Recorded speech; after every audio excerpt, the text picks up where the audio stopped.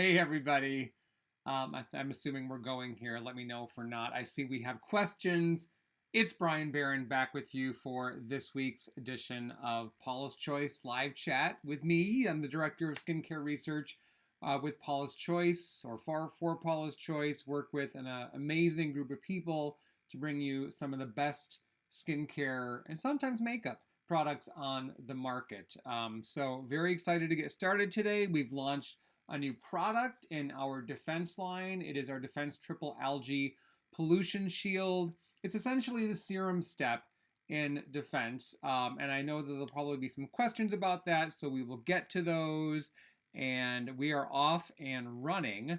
I'm going to give you a little bit of a disclaimer that I've been having like this really weird run with not necessarily insomnia, but an inability to get to that deep sleep state.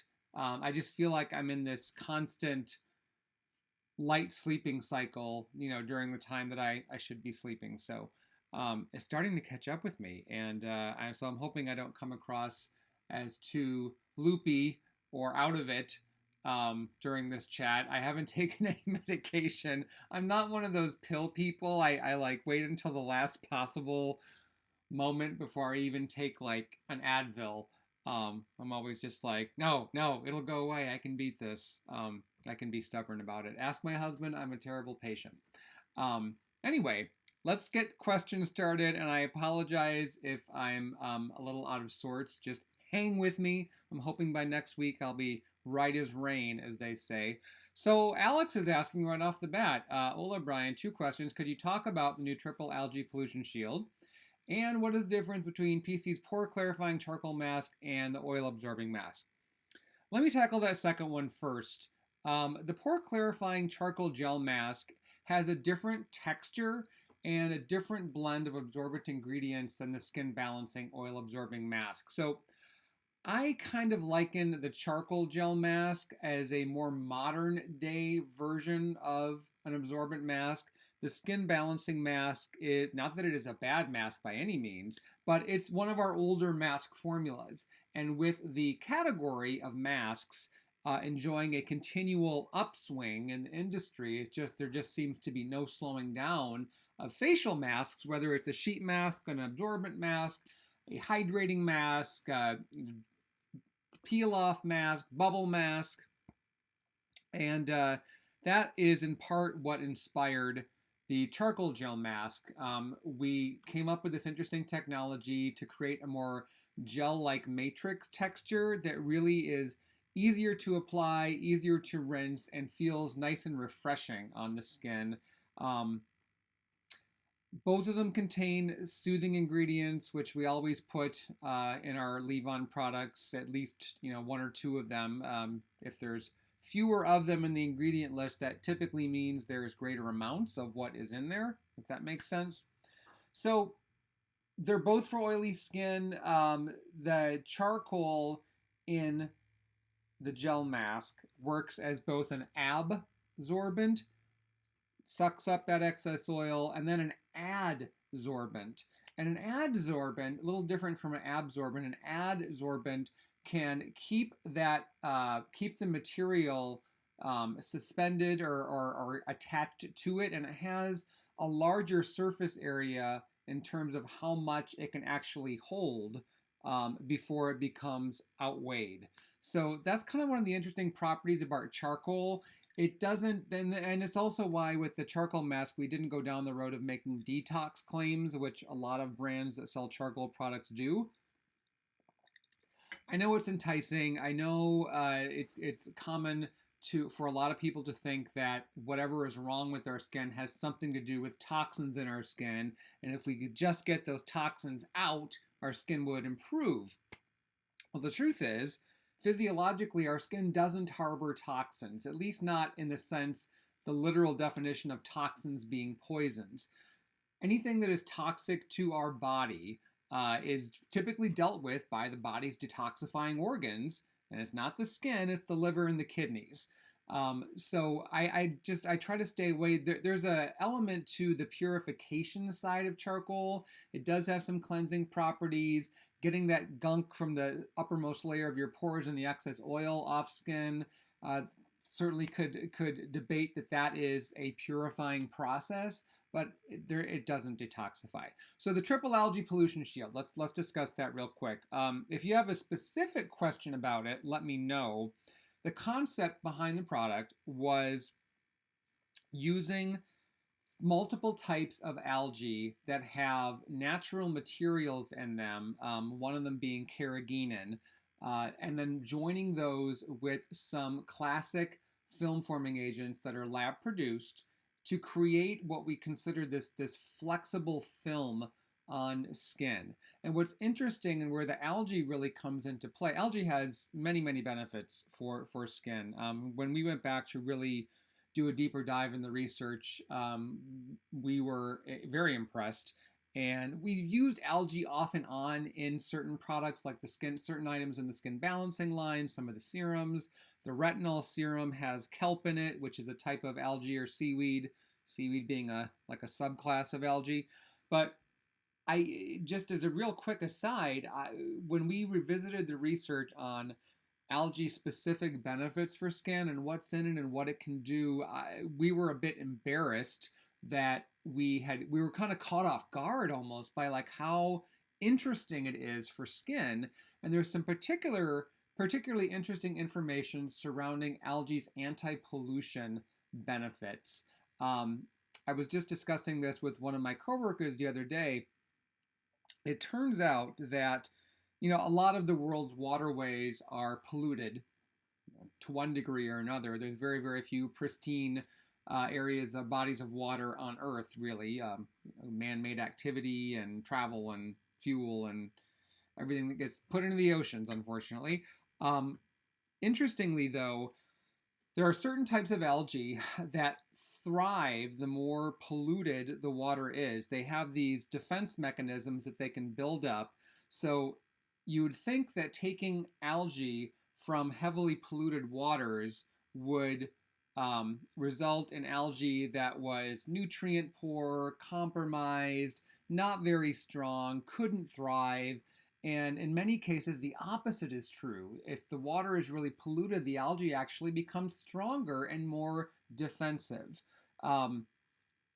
It seems to have this natural ability to thwart these waterborne pollutants rather than let them breach their surface and cause deeper damage inside. So we essentially apply that same concept to what algae can do in terms of creating a film on the skin.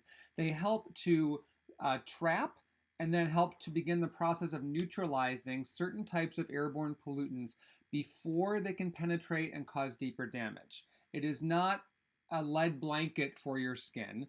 And when we're not saying that no pollutants get through, especially there's a type of airborne pollutant called microfine or ultrafine particles. Those can get through a product like this, and really any other product making a stops pollution in its track claim, which we're not going that far because that's just not possible. But that is why for the smaller size particulates that the algae can't quite deal with because they're so tiny, and if you don't want a product that's actually going to like suffocate your skin and be uncomfortable. This is a very comfortable, lightweight serum to wear. That is why we included other antioxidants like the glutathione, the great polyphenols, the curcumin, the milk thistle, the edelweiss, some really cool, very potent antioxidants that have documented benefits in terms of being able to neutralize the damage. They either neutralize the pollutants before they can cause damage deeper in the skin, or once that pollutant starts an inflammatory cascade in skin, they sense what's going on and they can kind of sweep in and stop that cascade from getting worse. Kind of like stopping a leak in a boat. If you can stop that leak, the boat isn't going to sink. It's going to stay afloat. As a metaphor, we want your skin to stay afloat, to stay above the visible effects of airborne pollutants. That's really what Defense Triple Algae Pollution Shield is all about. It's for all skin types. You can use it if you have breakout prone skin. You can use it if you have sensitive skin, rosacea prone skin, clogged pores. Let's see, what else do people want to know? Oh, the questions are piling up. Andrea says, my apartment building is oriented in such a way that we're never getting direct sunlight during the day. We're in the shade all the time. That sounds amazing to me, but should I still wear sunscreen on days spent 100% at home? So while I don't think your skin is at risk as much as if your building was oriented that you got morning sun or afternoon sun, in my particular location, it's a cloudy day today.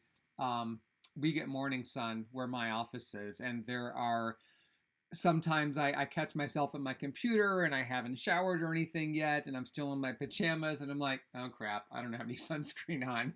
And then I go and I put some on.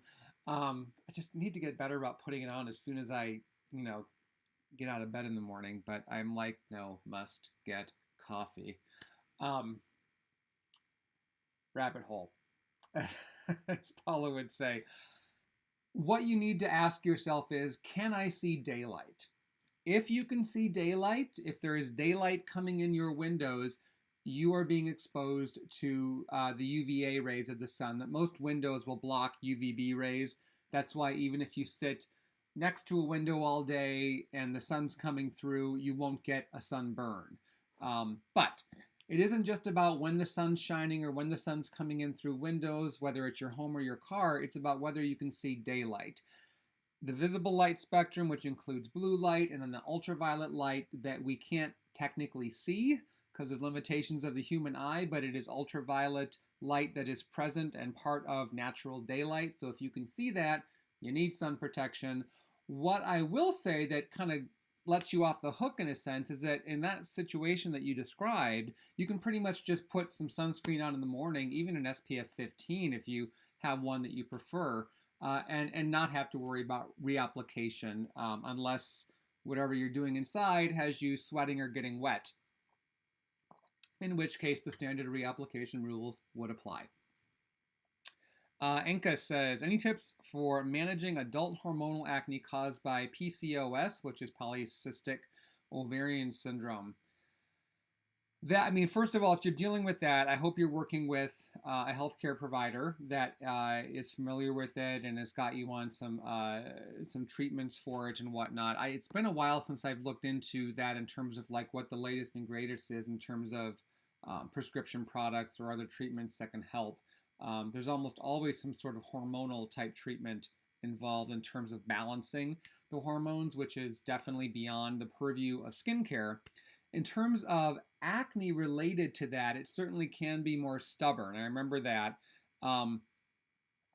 What you would use, though, or at least where you would start with skincare is the same as if you came to me and said, I'm a teenager with acne, or I'm going through menopause and I'm breaking out for the first time in my life. You need a gentle cleanser. You need a leave-on exfoliant with salicylic acid. And you need a topical disinfectant with benzoyl peroxide, either 2.5% or 5%. If you find that the 5% really isn't doing anything for you, there are some 10% strengths out there. Paula's Choice does not sell such a strength. Reason being is because the research isn't there to support that it really is that much better than 5%, but what it can do is tip the scales toward drying, irritating side effects that we don't want people to experience. So what I generally tell people is if the combo of like OTC salicylic acid at 2% and 2.5% to 5% benzoyl peroxide aren't doing the trick for you, then you can talk to your doctor about, there are several very good prescription benzoyl peroxide products that couple an over-the-counter strength of benzoyl peroxide. Sometimes they'll throw in an odd amount like 3.5%. Okay. They'll combine it with a topical antibiotic. And the synergy between those two ingredients is that little extra nudge some cases of acne need to really start showing signs of healing and I wanted to say not residing in, but withdrawing, retreating, getting smaller. The big angry red looking pimple is getting little, and then it's just a tiny little mark and that's a whole other frustration. But yes, standard anti-acne products you may want to consider, for example, even though they're outside of our clear line for acne-prone skin, Paula's Choice has a couple of higher strength salicylic acid products, one with 4%, one with 9% salicylic acid, that you can consider using as a spot treatment for more stubborn areas of breakouts or clogged pores. And if you like, those can be layered over your anti-acne product. This would be the clear line from Paula's Choice, but if there's other anti-acne products out there, of course, be very careful though if you're shopping outside Paula's Choice for acne. Look to our sister site beautypedia.com for recommendations. I'm not saying that to get you to only buy Paula's Choice. I'm saying that because there are a proportionately larger number of bad acne fighting products out there than there are good ones. And so it's not a category where I would tell anyone to just shop blindly, and as long as it says acne and is medicated, then that's all you need to know. Unfortunately, there's just too many pitfalls out there in terms of irritating ingredients that can make acne worse. Tobias says, hello, Brian. Hope your day is going well. It would be if I'd slept better, but thank you. I was wondering what would your advice be on approaching products featuring patented technology? This is a great question. Haven't seen this one for a while. Let me start by saying that patented technology isn't synonymous with effective technology. You can patent just about anything as long as it's an original idea or an original approach to something that you're fairly certain no one else has done or tried, or you've taken something someone else has done and you're doing it in a unique way that isn't covered by the previous person's patent if they did that. Essentially, a patent is legal protection over an idea or a technology or something of that nature that generally involves ownership by a brand. L'Oreal has a lot of patents. Estee Lauder has patents. Procter & Gamble have patents. All three of those companies own several other cosmetic lines, and they use that patented technology or those patented ingredients oftentimes throughout their different brands under different names and often different claims, which is frustrating. But patented technology may or may not be effective when it comes to the health and appearance of your skin. So while I don't think it's necessarily a strong selling point, it can be a nice supporting selling point as long as there is third-party or substantiated research that supports what is being asserted by the ingredient or ingredients that make up whatever is being patented. Again, we're talking skincare. It'd be a different discussion if we were talking, patented technology for a computer. So yeah, I wouldn't put a whole lot of faith in it as far as that has to be on your checklist when you're shopping for skincare. But it isn't necessarily a bogus claim either. Really, it kind of is something that you have to consider on a case-by-case basis. But I would be leery if they are going on and on about patents. There's no independent research supporting what they're saying the product can do or the ingredients in the product can do, and or they're making claims that are just too good to be true, particularly if they're in the realm of this replaces what cosmetic surgery can do, or no more dermal fillers, just use this. There's always going to be a cutoff where skincare stops and cosmetic corrective and surgical procedures start. And it's the synergy between the two as we get older that help us to look better longer. It isn't about using or choosing one over the other, patented or not. Coco and Blake says, hi, Brian. Could you turn these skincare chats into podcasts? I would love to be able to listen on the go. Lots of love from London. Not a bad idea. We can look into that.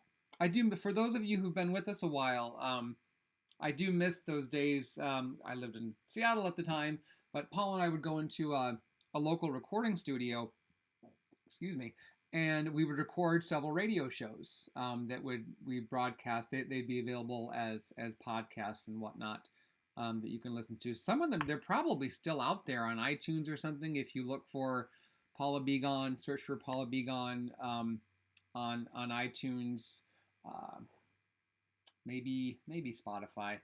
You'd have to check. It's been so long. But these are, and please keep in mind that these are from like 5 or 6 years ago. So don't take anything that we say there and say, but you said back then, because chances are things have changed. Things are changing so fast with skincare. It's, whew, yeah.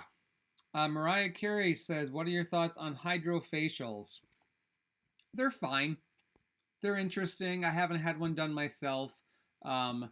Oftentimes when I hear women, and it's almost always women, because either the men I know aren't getting facials or they're not talking about it because, they're embarrassed by it, which is, I don't think people necessarily need facials. I'm not a big proponent of saying, oh, good skincare has to include facials. They can be great. They can be relaxing. But there's a big learning curve in terms of expectations and results, and then wanting to be careful that the esthetician that you're seeing isn't over manipulating or irritating your skin or using products. And unfortunately, these are rampant in spas that are over fragranced and are often void of truly beneficial ingredients. So what I often hear when I hear women go on and on about how much they love a hydrofacial, for example, it's often because if I probe a little deeper, it's often because they're not really doing a whole lot during any other time in terms of skincare. They might put sunscreen on every now and then. They're washing their face. They're using a moisturizer or an eye cream or something, but it's fairly basic. And so then they go and have a facial, and they see what happens when you take a few extra minutes. Facials can be longer than that, but let's just equate this with at-home care. And take care of your skin and use, like, especially if your facial involves direct application of acids, alpha and beta hydroxy acids for peeling effect. If it involves manual extractions, which I don't necessarily advise doing at home, but a well-formulated beta hydroxy acid can help a lot in that regard. So I think that's kind of where some of the extra enthusiasm comes from. I also think one of the areas where some people fall short in their home care routine is they're not cleansing their skin either often enough or thoroughly enough. And for certain, no matter who's doing your facial, I can almost guarantee you it's going to involve multiple cleansing steps. Now, I'm not saying that everyone at home needs 2 or 3 cleansers, but if you are somebody who wears a mineral sunscreen and a full face makeup every day, and you're using a super gentle, mild cleanser like Cetaphil's original formula as one example, that's not going to be enough to get all of that off. And so what happens over time is that you're never really cleaning your skin, and you're creating a lot of buildup that can lead to dullness, that can lead to clogged pores. You go get something like the hydrofacial, and it, not to sound coarse and harsh, but it kind of sandblasts that off, and wow, your skin looks fresh and new. So keep that in mind too, that sometimes in our efforts to be a little careful or too careful around cleansing, we're not cleansing our skin thoroughly enough. That does not mean you need to be harsh or aggressive with your skin when you cleanse, but for some of us, it might mean doing a double cleanse, such as using a cleansing oil or balm to get that makeup and sunscreen off, and then using a regular water-soluble cleanser to clean the skin beneath. Just a thought. Valerie says, Brian, is it really okay to use vitamin C booster and niacinamide booster together? Yes. I'm using vitamin C during the day and BHA at night. That's great. There is... Honestly, there's no need to be concerned about using vitamin C and niacinamide at the same time. The research that is often cited, well, I shouldn't say often cited. The research tied to that association is incredibly dated. It was looking at 100% pure concentrations of those ingredients. Didn't take into account emulsion technology, stabilization technology, and what actually happens when these ingredients are applied to skin. It's sort of like, there's, with very few exceptions, you have to think of these things in terms of food. And, niacin is a B vitamin that is found in many foods, different grains, for example. And you wouldn't think, oh, I can't have this piece of whole grain bread and an orange, good source of vitamin C, at the same time, because when they reach my digestive system, they're going to they're going to cancel out each other's benefits, and I won't get the advantage of the whole grains, and I won't get the vitamin C from the orange. They're just going to duke it out and not make me healthier. That's not what's happening via digestion, and it isn't what happens when you apply those ingredients to your skin. So lay that fear to rest. I use vitamin C and niacinamide a lot. I don't use our niacinamide booster, at least not very often. But I use other products of ours that have niacinamide in it, and I do so without, any worry that it's somehow going to inactivate the other one. Clint asks, does a BHA, I scrolled up too far, does a BHA product with a pH too high to exfoliate still retain its anti-inflammatory properties? Sometimes I'd like the anti-inflammatory properties without exfoliation.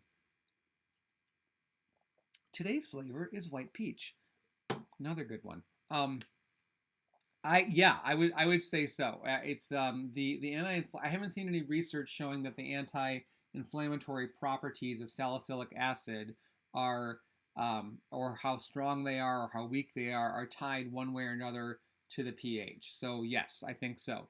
That is one of the reasons that we use 0.5% salicylic acid in our clear cleanser, as well as in some other products that you'll see in the industry. Even if they're making exfoliation or blemish busting claims, you can get a little, depending on the product, you may get a little bit of blemish busting action. But even if the pH is outside of the ideal range for exfoliation, you should still get some soothing benefits, assuming the product doesn't have any irritating ingredients along for the ride. Aylin says, hi Brian, would you say it's okay to use BHA 4% and azelaic acid booster at the same time? Yes. Also, could you explain what is the berry serum good for?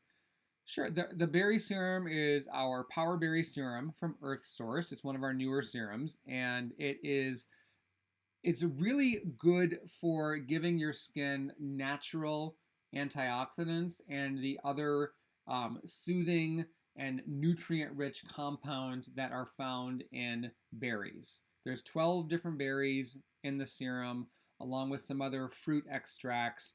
It's an incredibly silky but not greasy serum. For those of you who like using silicone-free products, the Power Berry Serum is silicone-free, so is the new Defense Triple Algae Pollution Shield.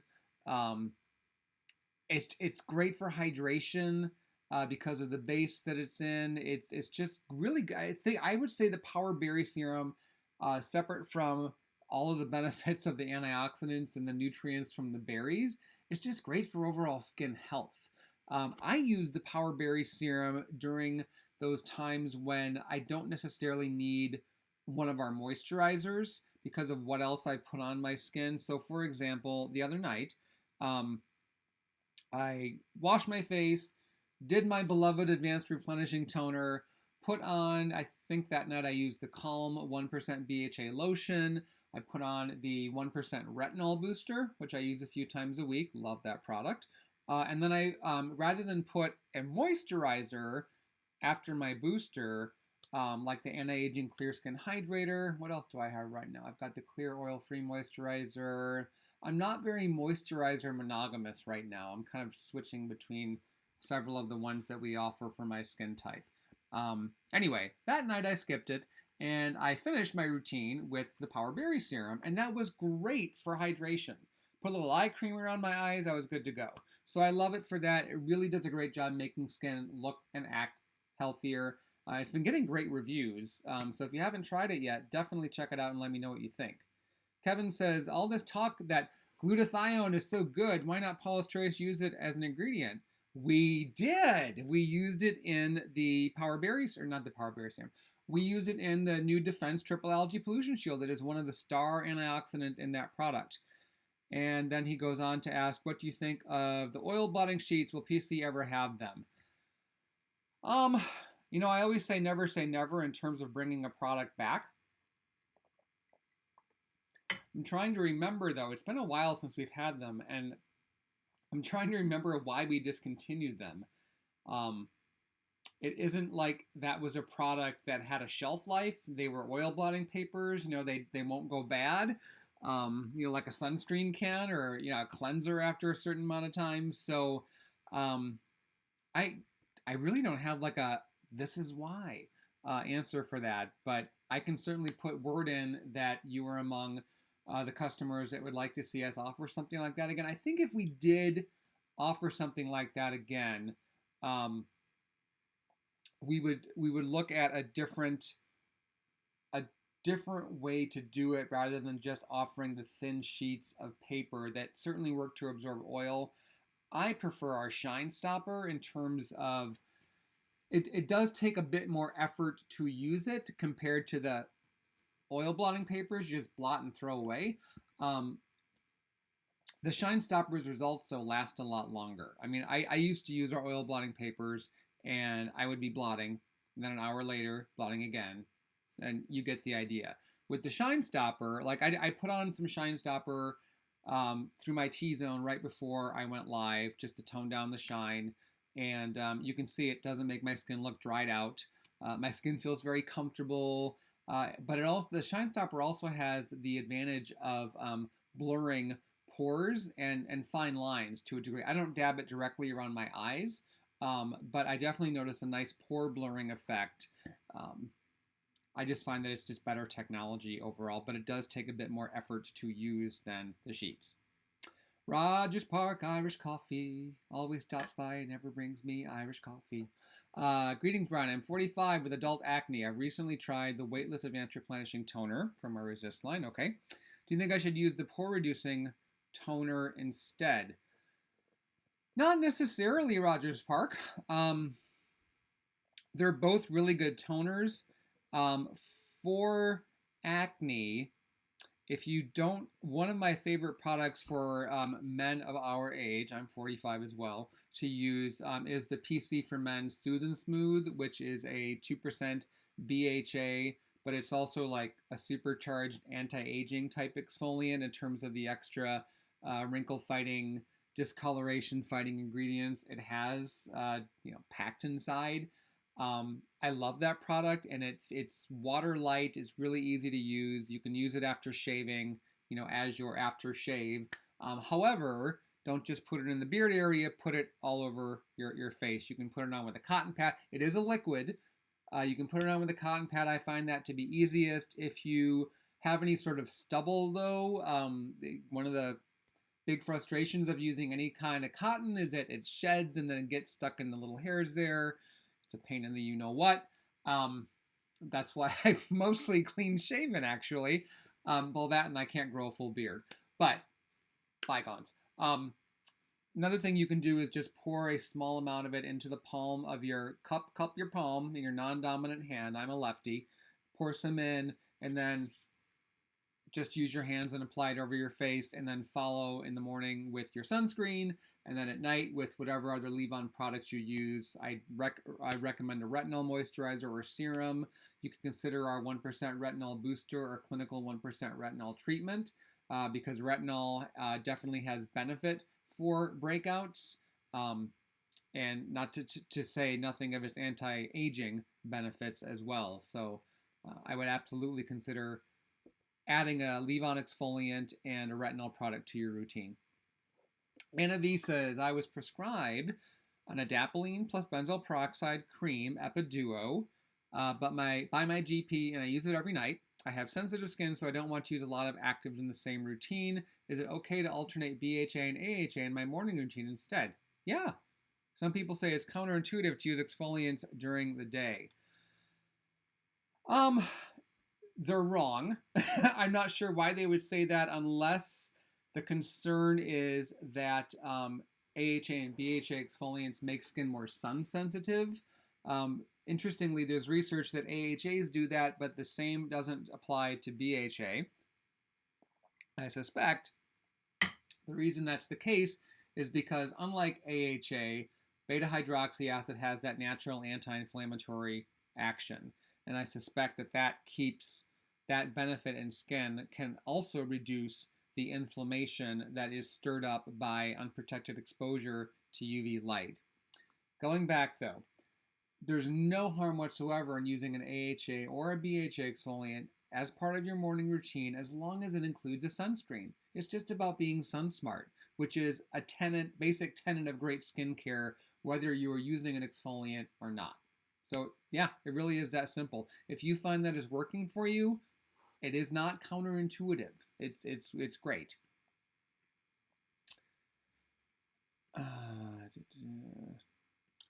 Rogers Park went on to add that he hasn't noticed any moisturizing and skin barrier benefits yet with the Weightless Advanced Repairing Toner.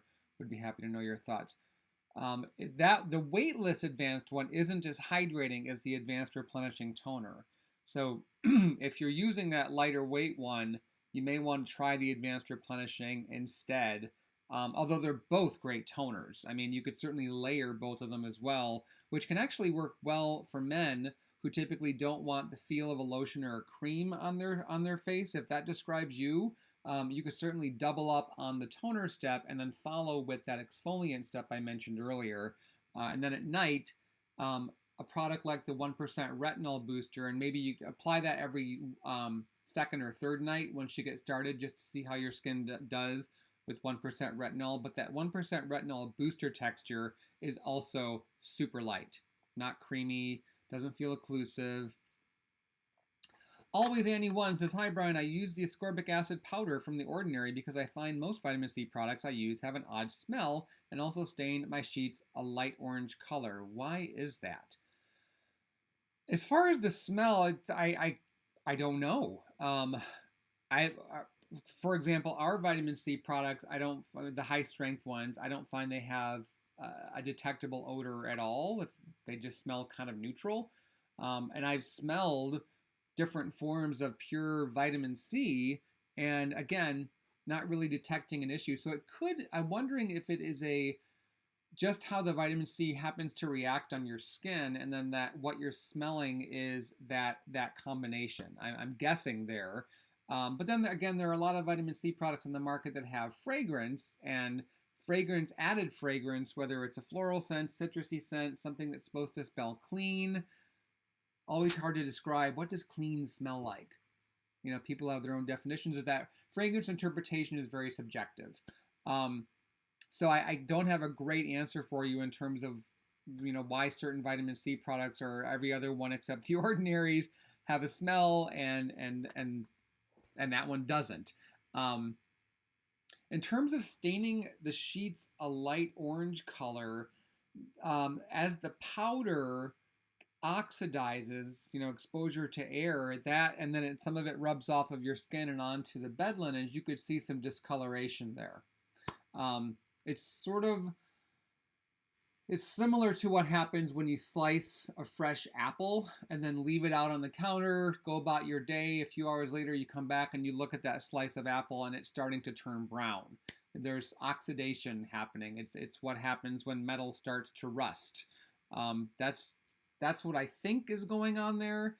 The only other possible explanation would be if maybe you're also putting on a self-tanner or something that has that kind of a tint to it, maybe a tinted sunscreen that you put on earlier in the day and that you may not have washed completely off at night, or maybe you're using a self-tanner that has the self-tanning ingredient in it, which shouldn't come off on your sheets, but it could have some mica or some tin oxide or iron oxides in there to give that instant gratification. Again, speculating, don't know all the details, but I think it really is about the vitamin C oxidizing. Terrence says, hi Brian, can you recommend a good fragrance-free self-tanner with no tint? Well, it used to be ours. We no longer sell self-tanners. Sad. Because we have some good ones. Off the top of my head, nothing is coming to mind. Like, I'm in terms of the color you get from using them, I'm a big fan of Clarins self-tanners. I think that if Clarins was just a self-tanner brand, I think they do very well. They do very well, period. But if they just cut everything back and said we're only doing self-tanners, I still think they could be successful. But they all have fragrance in them.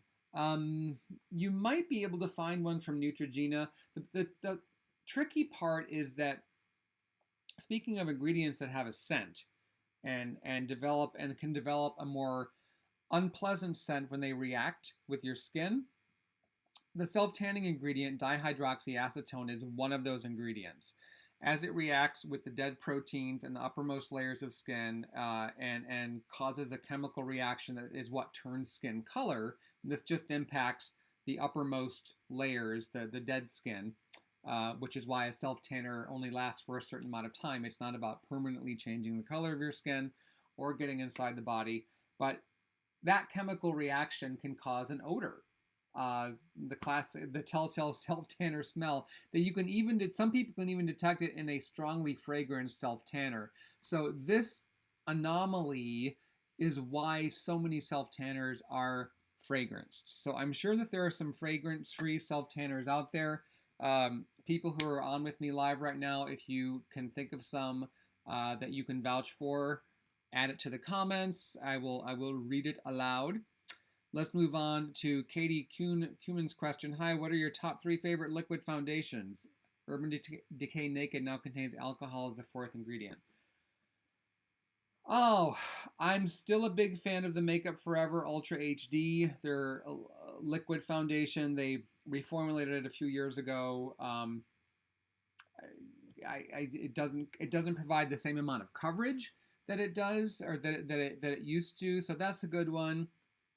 I know a lot of women who swear by Estee Lauder's Double Wear, the Double Wear liquid foundation, their original, except they took the sunscreen out of it, probably because it never was a great sunscreen to begin with. Guessing there, don't know for sure. But though that type of foundation, I'm not a big fan of how it feels on skin. And when I wear foundation, I don't like that much coverage. However, some people do. It is a very popular foundation if you haven't checked out. I'm stumbling a bit on this one because I'm not as up to speed on the latest and greatest foundations as I once was. I don't pay as much attention to new makeup as I do to skincare. And when I find a makeup product that I think is really great or happens to work well for those times when I need makeup, I tend to stick with it. I'm pretty loyal in that sense. So I don't foundation hop a lot. I remember liking Clinique's Perfectly Real makeup. I think they still make that. Really natural looking, great range of shades. In our office, I know a lot of the women are fans of the foundation from Fenty Beauty, Rihanna's line, simply because not only are they great liquid foundations, but the shade range is stupendous. Really one of the better ones out there. Those are the ones that are coming to mind. L'Oreal's True Match, the liquid foundation, is also good, but it has a really powdery feeling finish. It doesn't look powdery and drying on the skin, but I could see some people not really being nuts about that feel. So those would be the ones that come to mind. Katie goes on to ask, do you think PC would come out with a mineral chemical sunscreen blend like the Ulta MD SPF 46 that has 7.5% octanoxide, 9% zinc? Katie, I again never say never, but if you've noticed, our latest sunscreens have all been mineral, and I think that's the road we are going to stay on. They are the gentler option. There are some people that would say that they are the more effective option in terms of better broad spectrum protection. They can be used around the eyes. They do have their drawbacks. They can definitely create aesthetic drawbacks, both visually and texture-wise. So we'll see. We're playing around with them. I will definitely raise my hand as one of those people who works on the formulation side of skincare, who wishes that we had more sunscreen actives, approved sunscreen actives at our disposal, simply to create, to allow that creativity in the formulation side of it. Not because, as what can often be reported, the sunscreens we have in the US right now are inferior. It's just about having more options. Little Miss Chatterbox, hi Brian. When will the HA plus ceramide supplement be available in the UK? Thanks. It will not be available in the UK. That product is for the US market only. I'm sorry. You can order it from the US site and have it shipped to you, but at this point it will not be sold in the UK or anywhere in Europe or Australia, just the United States. Jeremy Neutron says, do amino acids provide anti-aging effects? They do. Not as directly and not as targeted as peptides or more of a direct route, like, as far as like, if you do this, this happens. Histologically, vitamin C and retinol and niacinamide would be some good ones. Hyaluronic acid could join that club. Amino acids' role in anti-aging is really about it does play a role in helping to reduce inflammation in skin, and anything that does that is going to be good for skin, because inflammation is a silent and sometimes not so silent factor in what causes skin and the body to age through time. If we could significantly control inflammation, and we're good about doing that from an early age, and we're good about, and a major inflammatory instigator in skin is sunlight, unprotected sun exposure, tanning, that whole thing. Sunburns aren't pretty. That's inflammation. If we were good about controlling that to the extent possible from a young age throughout our life, by the time we made it to our 60s and 70s, we would have the skin of someone in their 30s. I'm convinced.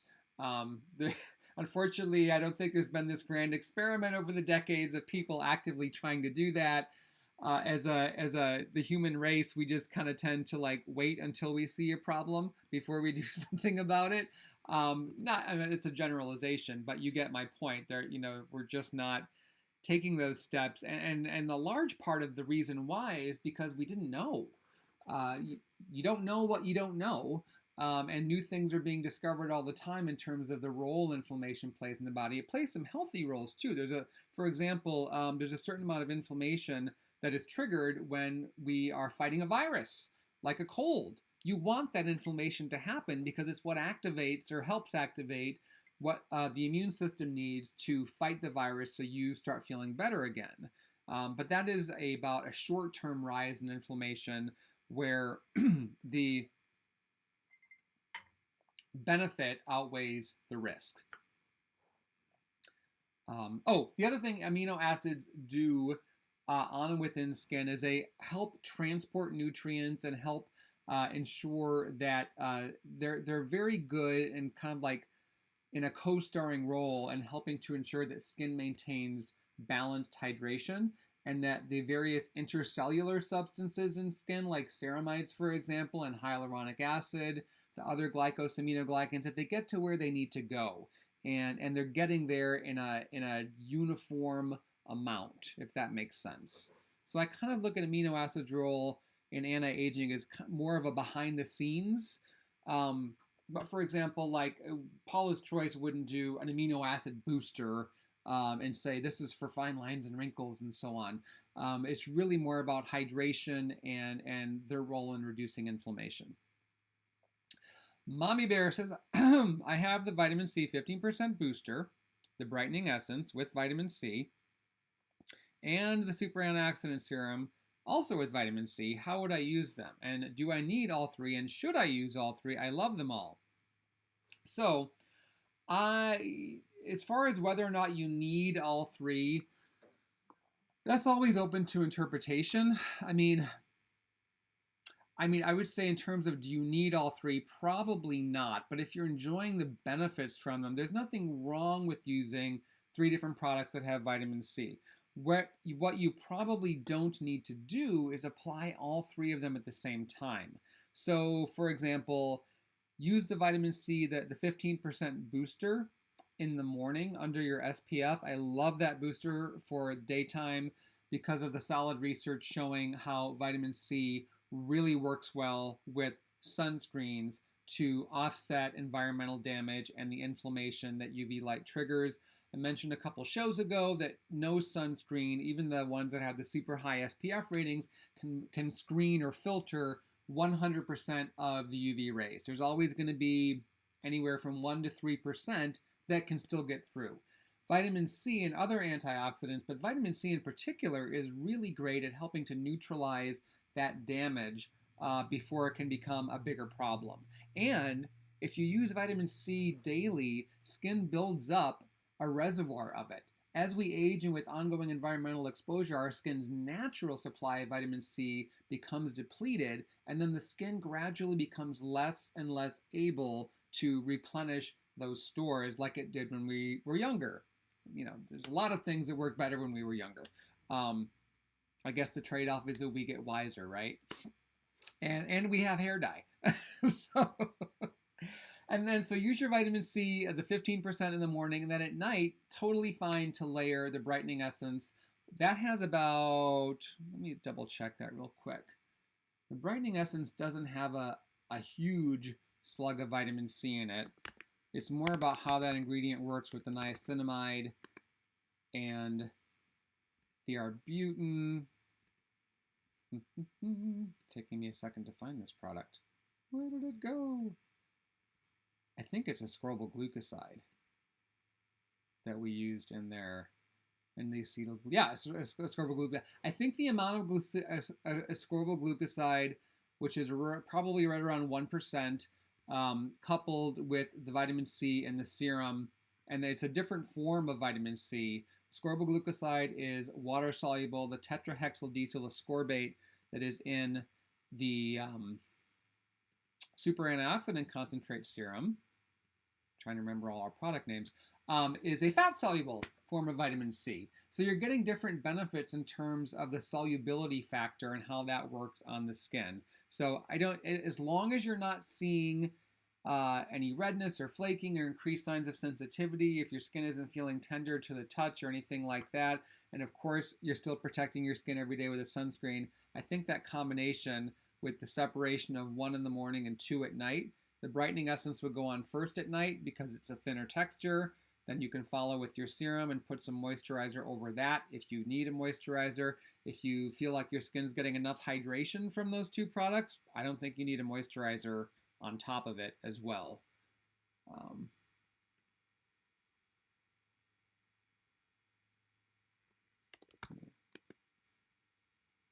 Okay, I had to respond to a quick text. How rude. Lindy says, trying to figure out the best way to incorporate prescription acne products like Epiduo with things like BHA and azelaic acid. I have very sensitive acne-prone skin. Thanks. Epiduo is that benzoyl peroxide and I think clindamycin. Someone mentioned they were using it earlier in the show. Lindy, there isn't a hard and fast rule there as far as like, A, B, and C and no deviation from that. It is going to take some experimentation. I'm trying to remember, I had a little sample of Epiduo once, and I think it's kind of a thin lotion or maybe a gel. So the general guideline would be, first, as far as the prescription goes, follow what your doctor said in terms of frequency of application. If he or she said once or twice daily, and then when to apply it.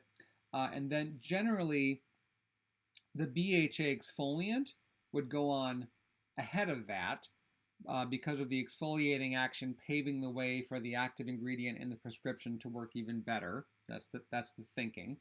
And then you could put the azelaic acid on over the Epiduo. That's assuming that you want to try applying all 3 at the same time. You don't have to do that. You could apply the prescription product, like if the guideline for use on that is once daily, morning or evening, your choice. Well, you pick which one works best, pair it with the BHA.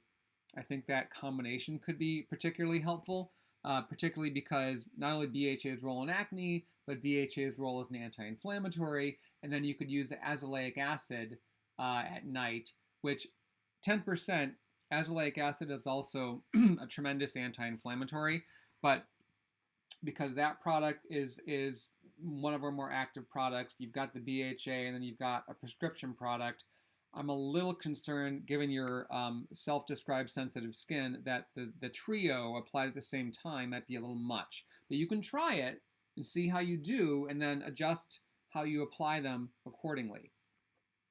That's really my best advice, separate from those specifics, is just to experiment and stay in touch with your healthcare provider. If you don't think the Epiduo is working for you, or it's not working as well as you'd like with your other preferred products, talk to them about a different topical prescription. Epiduo, it's good, but it's not the only option. Our banner says, oh, is that like our banner is in like the Johnny Quest cartoon? That would be so cool. Yo, Bryan, I live for the matte finish of the Superlight Daily Defense, but the color is too dark for me. I'm a ghost. Hello. Would love if PC came out with more shades. You know, we are going to be making, down the road, we're going to be making some formulary tweaks to that.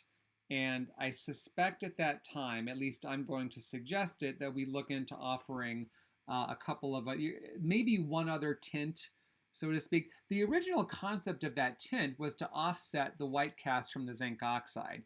But because of the base it's in, it really goes on more like almost like a light coverage foundation, or a sheer, not even a sheer tinted moisturizer, because it just, the way it looks on skin, a lot of people love it. It's actually our number 2 best-selling product worldwide. Number 1 being the Skin Perfecting 2% BHA liquid. Have you heard of it?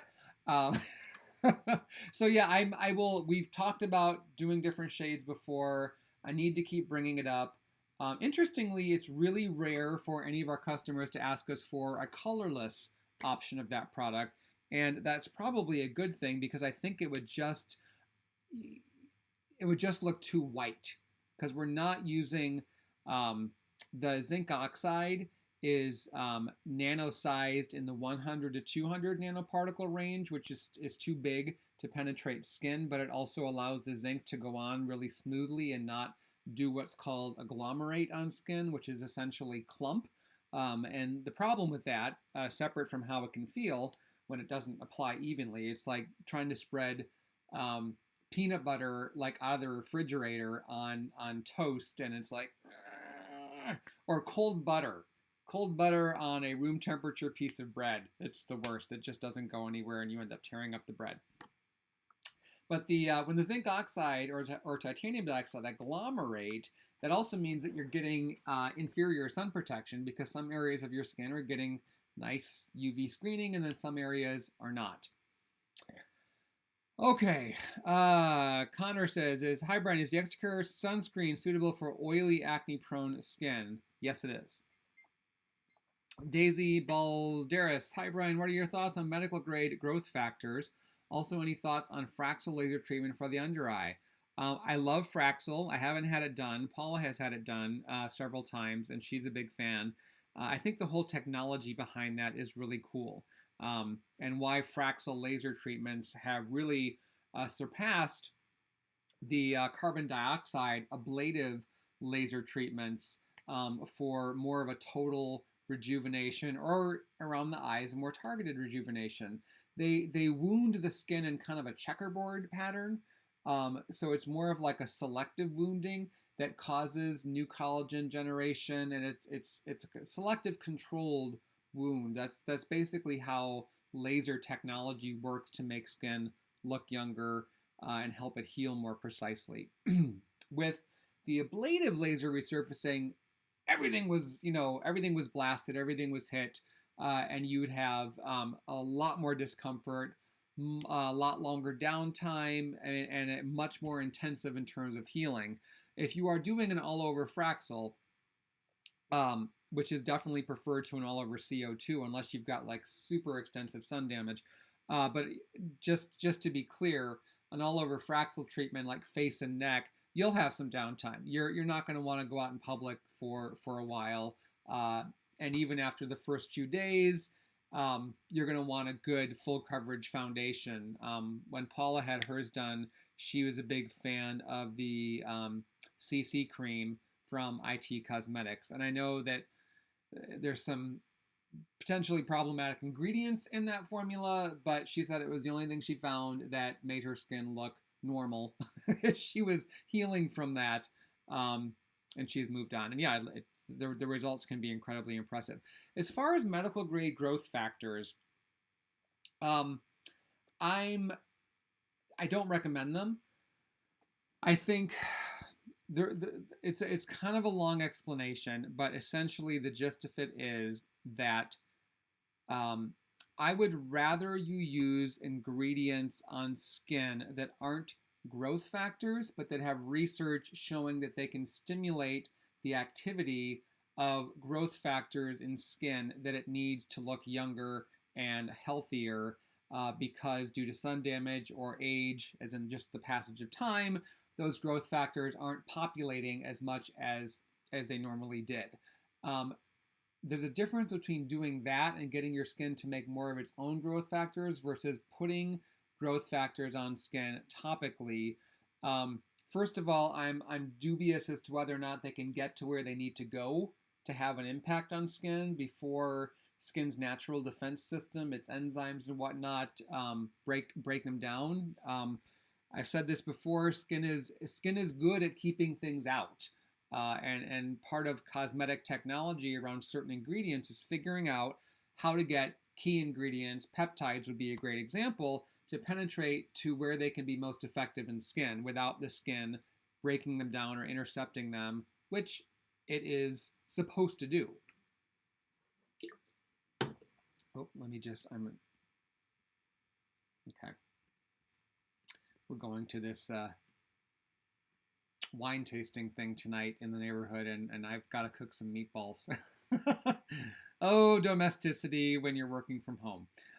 But it's almost 5 o'clock. So I'm going to take a couple more questions, actually, because the hour is almost up. So bottom line, Daisy, I would not advise medical growth factors. Let's assume that they can get to the area in skin where they need to have a benefit. The way that the body naturally controls what growth factors are working when, it's a very complex system, that overstimulating it, causing an overexpression of growth factors in skin by topical application of growth factors could potentially lay the groundwork for problems, up to and including cancer, certain types of cancer. Cancer is the overproliferation, the overgrowth, the uncontrolled growth of certain types of cells. Obviously, you don't want that happening. So I would be very, very cautious about that, medical grade or not. Just calling something medical grade doesn't mean it's safer. It doesn't mean it's more effective. It really depends on what the research has shown to be true.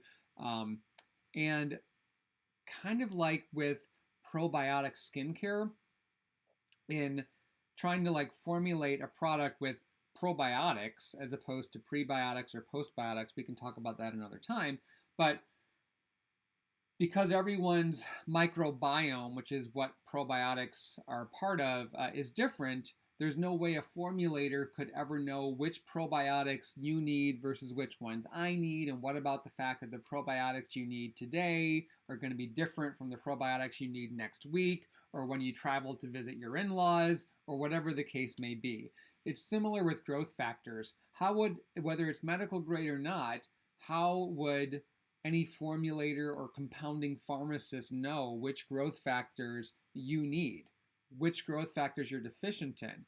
When you apply skincare ingredients that can stimulate growth factors in skin, their job is to figure out where there is a deficiency and to work on getting those growth factors back up to speed, as opposed to just putting them on the skin and hoping for the best. Putting actual growth factors on skin and hoping for the best. It's an interesting area. I'm going to take a couple more questions. Let's get some of the newer people that joined. Nell A says, what do you think currently about collagen supplements? I think that they're promising. I'm actually taking one right now that has a type of collagen called Verisol. I just started taking it. I'm maybe about 10 days in, and I really want to give it about 3 months before I want to give it a fair shot. And what I've seen from the research on this particular type of collagen is that the best results were seen after 8 to 12 weeks, so 2 to 3 months of daily use. So I've been taking 3 horse pills daily after breakfast. I'm hoping I see some improvement in fine lines. I'm hoping I see a little bit of improvement in firmness. I'm not looking for miracles. I'm also hoping I see some improvements in my fingernails. Maybe they'll be stronger. Maybe they'll look better. I will let you guys know, though. All right, one more question. Florin says, Bryan, where's Paula? We don't see her that much nowadays. Paula is semi-retired. She is as of early this year. She's well, technically it's retired, but she would say it's semi-retired, and I kind of agree with that because she's not sitting on a beach someplace drinking a Mai Tai and forgetting all about Paula's Choice. She still has. I talk with her every day. We talk about the industry, what's going on, how product development is going. She routinely shares ideas and new research with me and the rest of the team. This is her version of retirement. She'll still do videos for the company, as you've probably been seeing if you're looking at the videos on our site or some of the ones on our YouTube channel that Paula and those were all filmed relatively recently. She was over in Europe in May and June, helping out with that. So yeah, she's retired, but she's still involved in a way that she wants to be, which suits her really, really well. I think it's working great. So, but rest assured, you know, I have her ear. If there's anything you guys want me to pass on, let me know. But in the meantime, I need to sign off. We have gone a little bit over, but thanks for hanging in with me. And I'll be back next week. We're going to keep this going. You guys keep showing up and asking questions. Yay! So I'll keep coming back. Anyway, talk to you soon. Take care.